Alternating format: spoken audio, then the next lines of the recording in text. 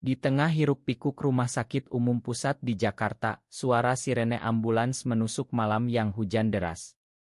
Drsari Wijaya, seorang dokter spesialis gawat darurat yang telah mengabdikan diri selama 15 tahun, tiba-tiba ambruk di lorong koridor, tangannya memegang erat amplop coklat yang tersembunyi di saku jas putihnya.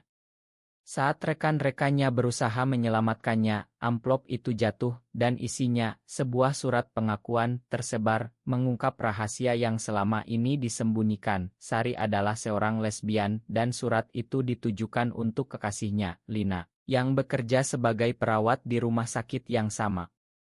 Sari terbangun di ruang ICU, napasnya tersengal, tapi matanya penuh ketakutan.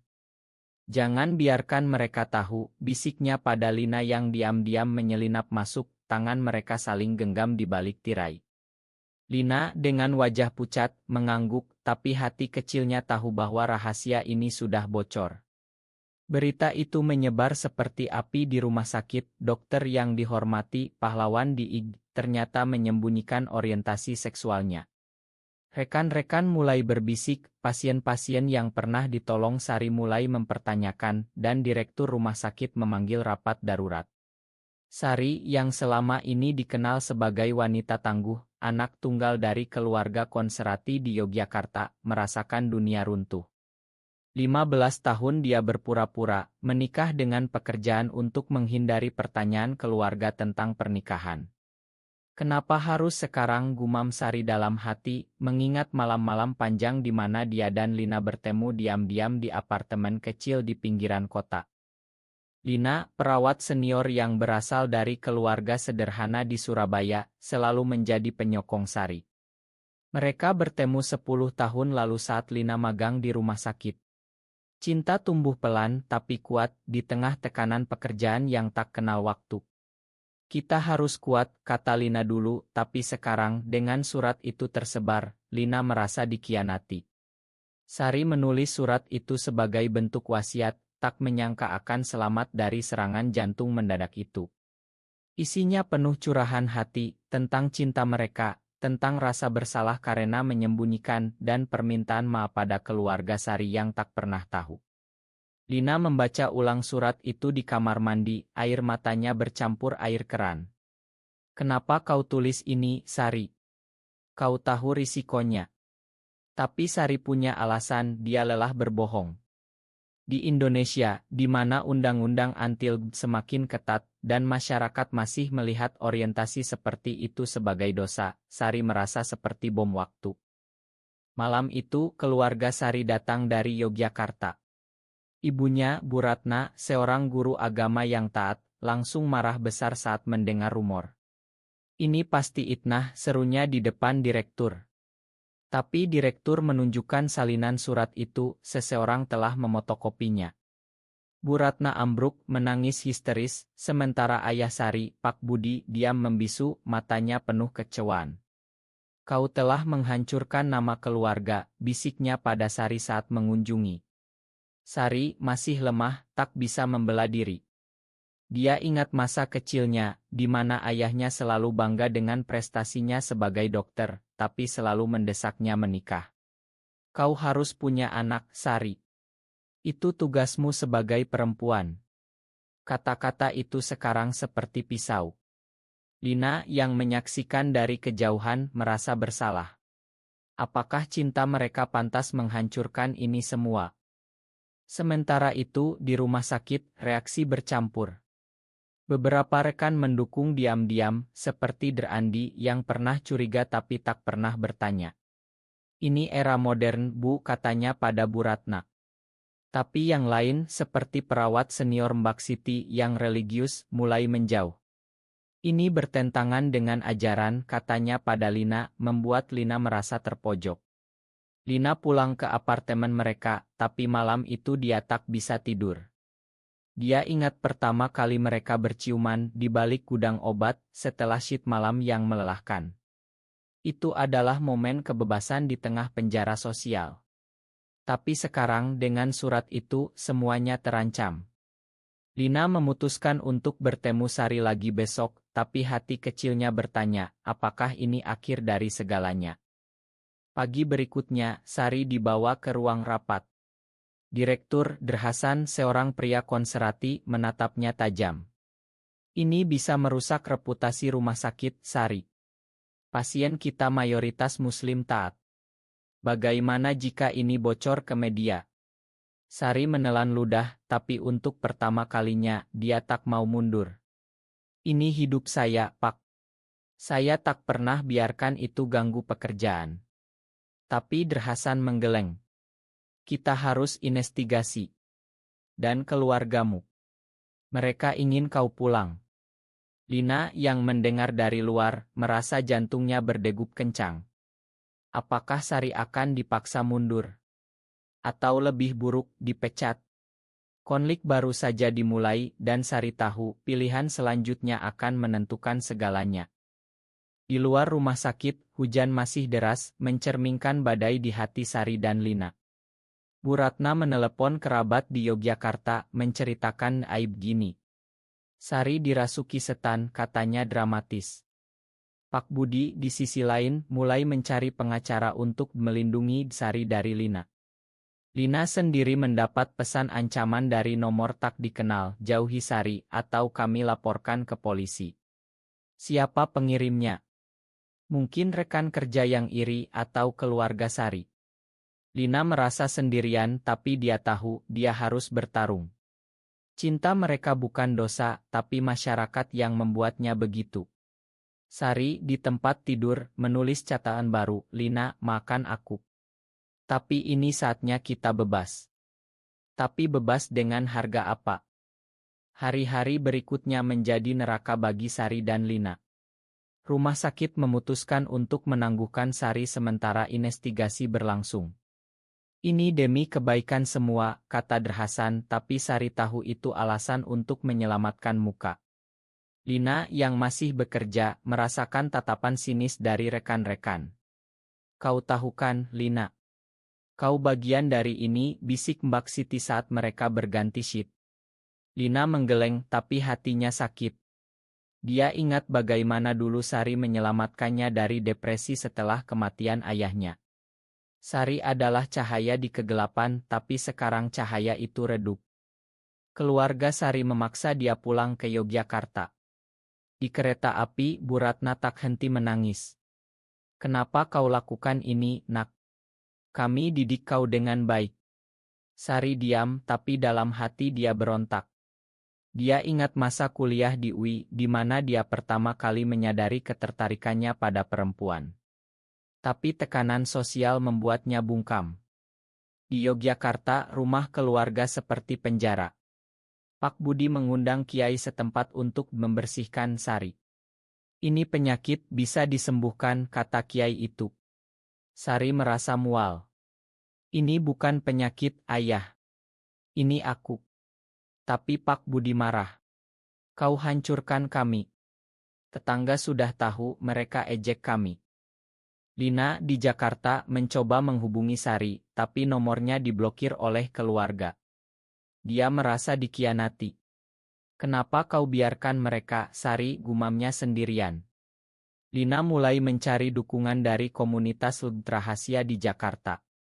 Di sebuah kait tersembunyi, dia bertemu Rina, aktis yang pernah mengalami hal serupa. Kau harus lawan, Lina. Jangan biarkan masyarakat menang. Rina cerita tentang kasus-kasus di mana orang diusir dari pekerjaan atau keluarga. Lina terinspirasi tapi takut. Apakah dia siap kehilangan segalanya? Sementara itu, di rumah sakit, rumor semakin liar. Seorang pasien menolak dirawat oleh Lina, mengatakan aku tak mau disentuh orang seperti kau. Lina hampir menangis, tapi dia tahan. Derandi mendekatinya. Aku dukung kalian. Aku punya saudara gay. Kata-kata itu memberi harapan. Tapi kemudian direktur memanggil Lina. Kau tahu konsekuensinya. Jika ini bocor, rumah sakit bisa ditutup. Lina marah. Ini diskriminasi. Tapi Derhasan menggeleng. Ini realita di Indonesia. Di Yogyakarta, Sari dihadapkan pada pilihan ikut terapi konversi atau diusir dari keluarga. Bu Ratna memohon, lakukan untuk ibu, nak. Sari ragu. Dia ingat momen bahagia dengan Lina, piknik di pantai Parangtritis, di mana mereka berjanji selamanya. Tapi sekarang, tekanan membuatnya goyah. Malam itu, Sari mencoba bunuh diri dengan obat tidur, tapi gagal. Pak Budi menemukannya, dan untuk pertama kalinya, dia menangis. Jangan tinggalkan kami, Sari. Itu momen kelemahan, tapi Sari melihat celah. Kalau begitu, terima aku apa adanya. Lina memutuskan untuk pergi ke Yogyakarta. Dia naik bus malam, hati penuh ketakutan. Di sana, dia menyelinap ke rumah Sari, melempar batu kecil ke jendela. Sari keluar, mereka bertemu di taman belakang. Aku tak bisa tanpa kau, kata Lina, memeluk Sari. Tapi Sari menarik diri. Ini terlalu berbahaya. Keluargaku akan hancurkanmu. Lina marah. Jadi kau pilih mereka daripada kita. Pertengkaran itu penuh air mata, tapi akhirnya mereka berbaikan. Kita harus kabur, usul Lina. Tapi Sari ragu.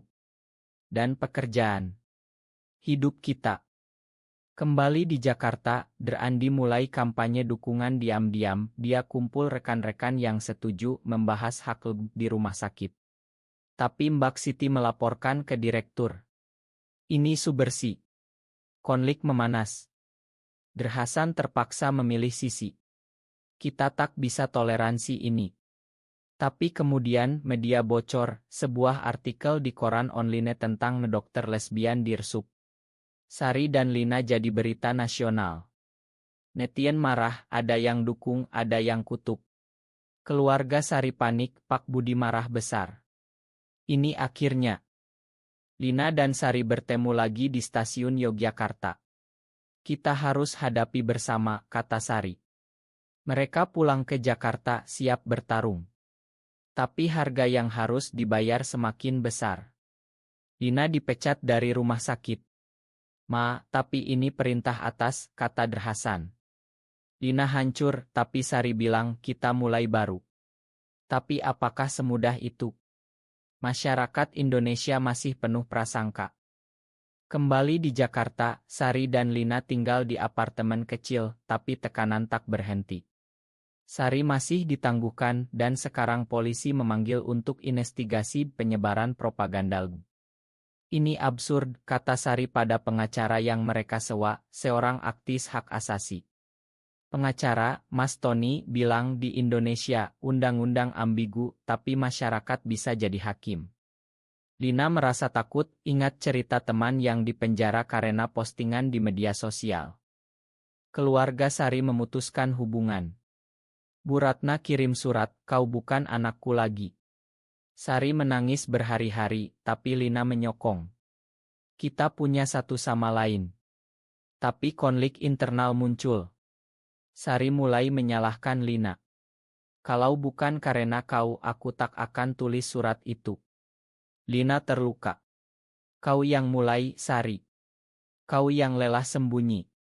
Pertengkaran semakin sering, tapi cinta mereka masih ada, seperti api yang redup tapi tak padam. Di rumah sakit, Andi memimpin petisi untuk kembalikan Sari. Dia dokter hebat, orientasinya tak relevan. Beberapa tanda tangan tapi Mbak Siti kontra. Ini melawan norma. Debat memanas di rapat sta. Hasan terjebak di tengah. Akhirnya, dia putuskan, Sari boleh kembali, tapi dengan syarat tak promosikan gaya hidupnya. Sari marah saat tahu. Ini seperti aku tak ada. Tapi dia terima demi pekerjaan. Lina mencari kerja baru, tapi sulit. Rumah sakit lain tahu berita itu. Dia akhirnya kerja di klinik kecil di pinggiran. Ini sementara, katanya pada Sari. Tapi di sana, pasien ejek. Kau itu kan? Lina tahan, tapi hatinya retak. Dia mulai bertemu Rina lagi di kelompok dukungan. Rina ajak Lina ikut demo hak. Kita harus suarakan. Lina ragu. Aku tak mau Sari lebih menderita. Sari kembali ke IG, tapi suasana berubah. Rekan-rekan menjauh, pasien minta ganti dokter.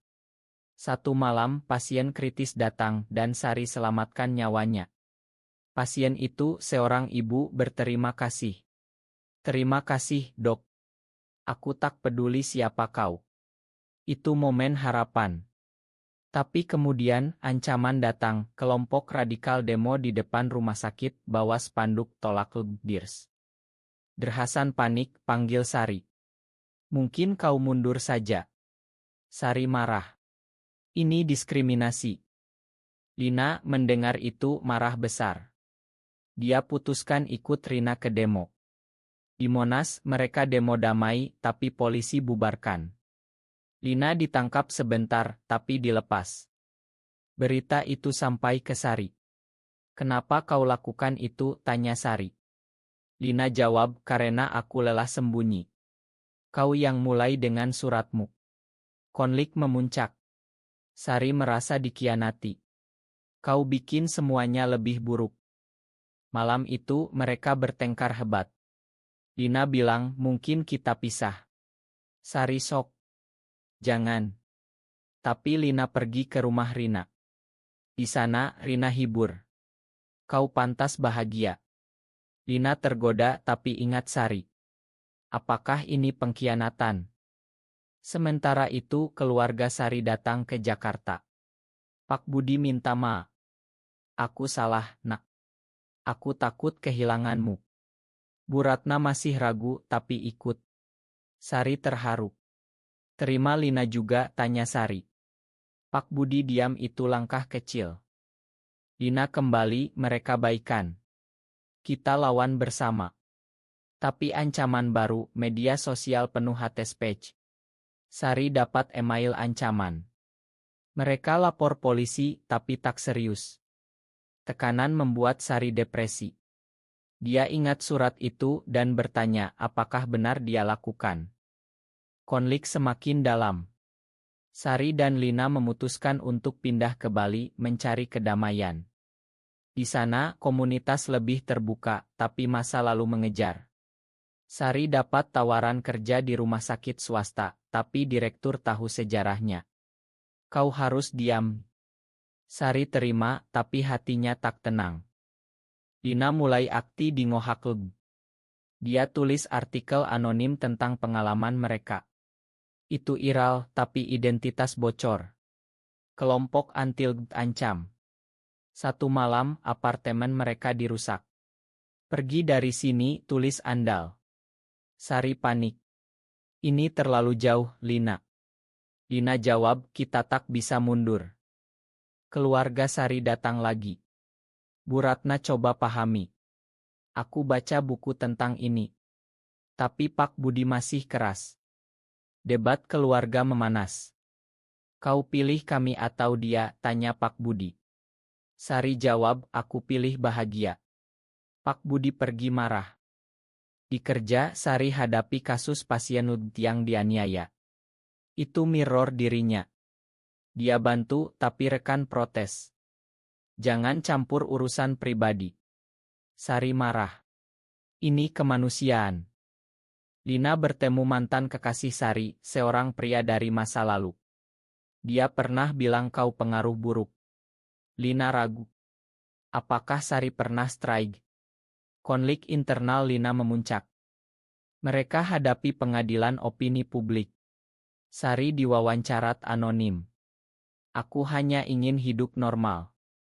Tapi backlash besar. Lina dukung tapi lelah. Puncak, Sari dapat serangan jantung lagi. Di rumah sakit, Lina di sisi. Jangan tinggalkan aku. Sari selamat tapi sadar, mereka harus pilih. Setelah kejadian itu, Sari dan Lina memutuskan untuk tinggal di Indonesia, tapi advokasi. Mereka gabungo bantu orang lain.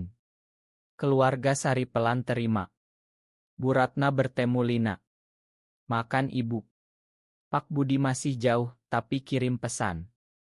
Di rumah sakit perubahan pelatihan anti-diskriminasi. Andi jadi direktur baru. Sari kembali dihormati. tapi luka tetap. Sari ingat harga, kehilangan teman, pekerjaan, hampir nyawa.